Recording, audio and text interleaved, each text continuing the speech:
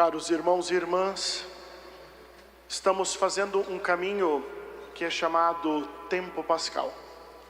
Nos 2 últimos domingos, o primeiro domingo da Páscoa, que era o dia da Páscoa, e posteriormente o segundo domingo, que era também chamado de Domingo da Misericórdia, nos ajudaram a contemplar a primeira e a segunda aparição de nosso Senhor. Hoje, nós somos convidados a meditar a terceira aparição.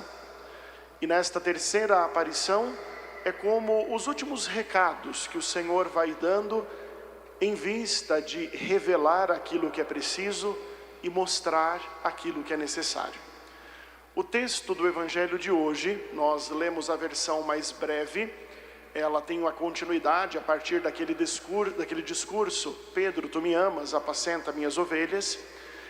Este texto, este conjunto do que lemos hoje e da parte omitida, que é a continuação do Evangelho do capítulo 21 de São João, é, a meu ver, na minha pobre opinião, uma das passagens mais belas de toda a Sagrada Escritura, se não a mais bela, por toda a condição simbólica que faz com que cada letra, cada palavra tenha um significado tão particular, que vai nos mostrando uma verdadeira obra de arte através da escrita. A narrativa desta terceira aparição é verdadeiramente uma obra de arte. Vejamos alguns detalhes, porque se fôssemos tentar destrinchar o texto, teríamos tantos elementos e tantas belezas que nos delongaríamos demais. Mas o texto, trago algumas compilações daquilo que as informações do texto nos ajudam a compreender o contexto geral, e para isso elenco alguns elementos.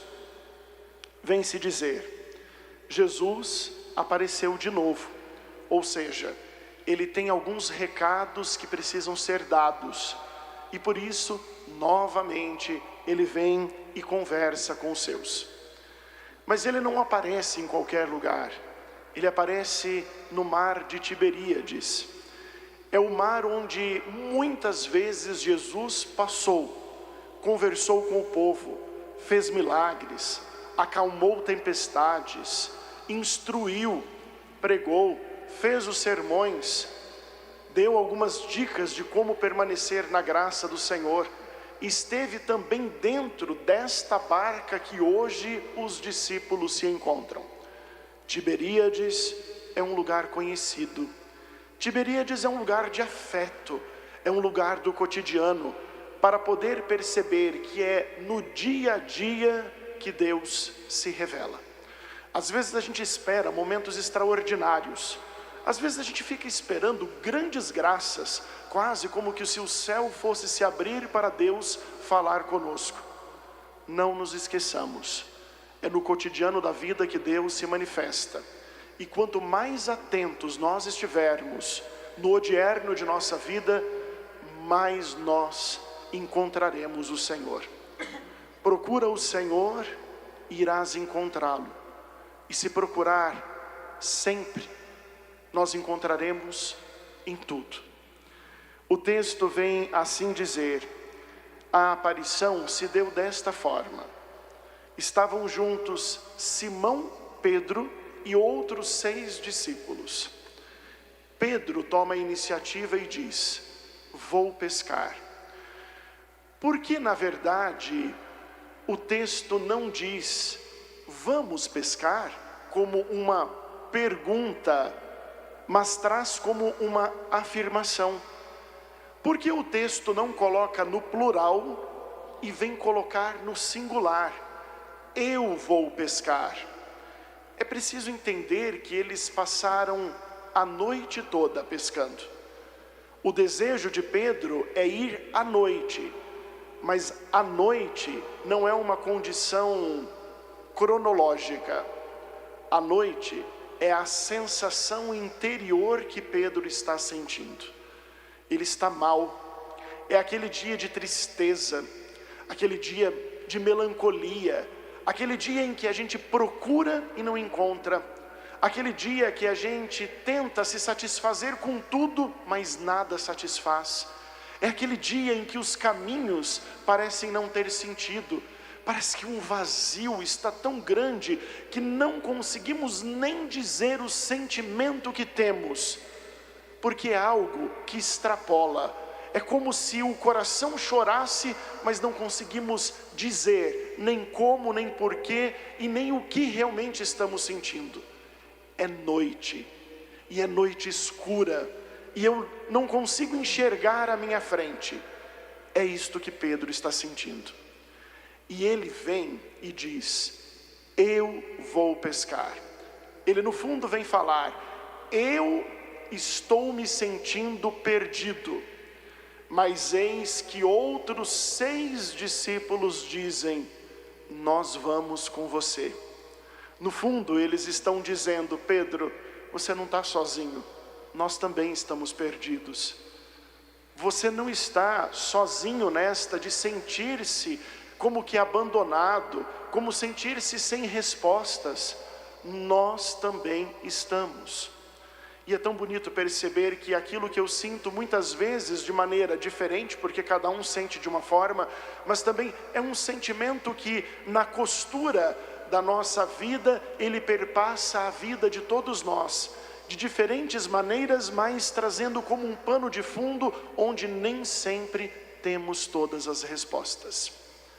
Eles entram no barco e avançam para o mar. O barco é o sinal da igreja. O mar, nós trazemos a condição de singrar no amor de Deus. Eles tentam pescar a noite inteira, mas existe uma frustração. Não conseguem pescar nada. Chega um momento em que existe uma frustração. Não conseguem nada. No fundo, eles tentaram encontrar respostas a noite inteira. E está amanhecendo o dia e não encontraram resposta alguma. É uma sensação de frustração absurda. Mas eis que alguém na beira da praia, porque eles estão apenas a 100 metros, muito próximos. Alguém na praia diz: moços, vocês têm alguma coisa para comer? Ele não pediu: eu tenho fome, dá-me de comer. Ele pergunta: vocês têm o que comer? E eles dizem: não. Lembremos que quando a gente está com fome, a sensação que a gente tem é uma sensação de vazio. Quando a gente come muito, a gente diz: estou cheio, estou farto. Mas quando a gente não come, a gente diz: estou vazio. E quando a gente passa muito tempo sem comer, a gente fala: nossa, eu estou muito vazio. Quando eles dizem: não temos o que comer, no fundo eles estão dizendo: nós não sabemos do que nos nutrir. Perdemos as referências. O vazio é aquele que extrapola a nossa alma e não sabemos para onde singrar, caminhar, percorrer, ir. E esse homem vai dizer: joguem do lado direito as redes. Por que jogar do lado direito as redes? Para frente no texto, quando formos contemplar daqui 3 domingos a ascensão do Senhor, o texto afirmará que Jesus, ao subir aos céus, está sentado à direita do Pai. Daqui a pouco, quando formos professar a fé, o creio dirá: creio em Deus, no Senhor Jesus, que subindo aos céus, está sentado à direita do Pai. Portanto, quando Jesus convida a jogar à direita na barca, Ele está querendo dizer: joguem comigo, permitam que eu esteja com vocês, escutem o que eu falo, obedeçam as minhas palavras, sigam as minhas orientações. E quando eles jogam à direita, ou seja, trazendo Jesus para dentro da orientação deles, a pesca é abundante. Quando nós não temos Jesus na nossa vida, é noite. Quando temos Jesus na nossa vida, o dia amanhece. Quando não temos Jesus na nossa vida, se torna frustrante a nossa experiência. Quando temos Jesus na nossa vida, os problemas não deixam de existir, mas nós encontramos o caminho, nós encontramos a orientação, nós encontramos o norteamento da nossa vida. Onde Jesus não está, somente vazio e ilusão. Onde Jesus está, preenchimento e caminho assertivo se constrói. O discípulo a quem Jesus amava, olha para a praia e diz: é o Senhor. Ele reconhece. Quem é este discípulo amado? O texto não traz uma afirmação concreta. Dizemos pela tradição que seja São João, mas verdadeiramente não sabemos quem seja. Mas uma afirmação nós temos consciência para poder realizar: o amor contempla, o amor é atento, o amor está sempre de olhos abertos, o amor encontra respostas. Quem ama vive todas as respostas, mesmo sem palavras. Quem ama não precisa ter palavras. Basta pensar que quando o discípulo ele vê, ele encontra o Senhor. É o Senhor. Mas esta afirmação, é o Senhor, quando nós traduzimos para o português, ela parece ficar muito simples. Quando o discípulo amado diz é o Senhor, ele utiliza uma palavra que em grego é a palavra Kyrios. Ele diz é o Kyrios. E o que é Kyrios? Kyrios vem de Senhor das misericórdias. E o que é a misericórdia? A capacidade de olhar para as misérias do outro sem enxergar as misérias, mas encontrando as potencialidades, contemplando aquilo que a pessoa pode ser, aquilo que a pessoa traz dentro de si como força para ser melhor. O Senhor encontrou neles muito mais do que eles mesmos encontravam neles próprios. É para ver que o Senhor enxerga em nós aquilo que nem mesmo nós conseguimos enxergar. De repente, o texto diz que Pedro, que estava nu, se veste e se joga no mar. Parece ser contraditório, porque se acaso Pedro estava no barco, se ele estivesse vestido, ele tiraria as roupas e se lançaria no mar, para não ficar com as roupas molhadas durante o restante da manhã. Mas por que o texto diz que Pedro estava nu, se veste e se lança no mar?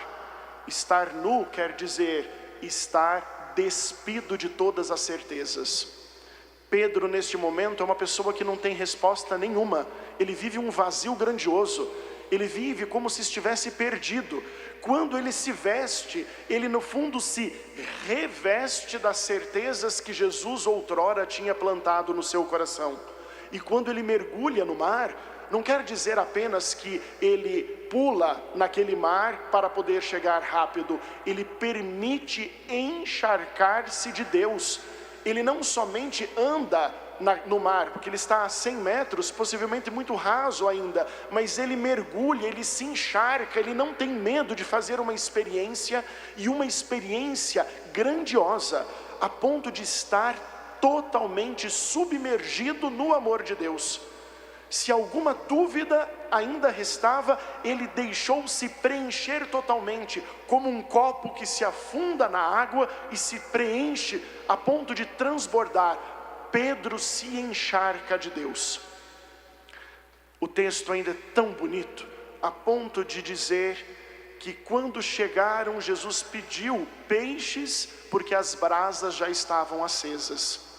Quando nós pedimos algo que já está na vontade de Deus, não nos preocupemos. Deus já tinha pensado para nós muito antes que as nossas súplicas chegassem a Ele. Deus conhece as nossas necessidades. Deus conhece verdadeiramente do que cada um de nós precisa. Mas às vezes é necessário que nós peçamos, não porque o Senhor não saiba, mas para que nós nos sintamos participantes desta condição do pedir e ser atendido, como que participantes do processo. é muito mais algo para nós do que para Deus, porque Deus se antecipa no seu amor e não espera as demoras das nossas súplicas.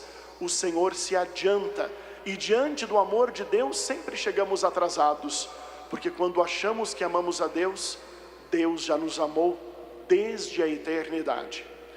Para concluir, o texto vai afirmar que eles puxaram as redes e as redes quase se partiam. Eram 153 grandes peixes, mas eles tiveram tempo de contar tantos peixes?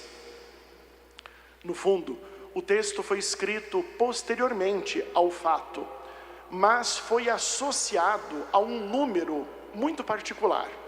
153 era o número das comunidades católicas espalhadas por toda aquela região. E se diz, eram grandes peixes, ou seja, eram comunidades fortes, robustas, que vivenciavam a fé, porque tinham se encontrado com o Kyrios, o Senhor das misericórdias. Quando a gente se deixa pescar pelo Senhor, o Senhor nos arrasta para onde Ele quer. Mas quando nós nos tornamos rebeldes, nós singramos por onde não deve ir e nos perdemos, não porque o Senhor não quer nos encontrar, mas porque nós nos escondemos de Deus. É preciso, nesta condição, poeticamente dizendo, do jogo da existência, permitir ser encontrado pelo Senhor, sabendo que Ele sempre está de olho em nós. Não fujamos de Deus. Deus, Ele sempre está ao nosso lado. O Senhor sabe das nossas necessidades. O Senhor nos ama, mas na proporção em que nós nos abrimos a esse amor e amamos, o amor nos faz contemplar o paraíso. O amor nos faz sentir o gosto do céu. O Senhor, com o amor que nos revela, o amor nos responde tudo.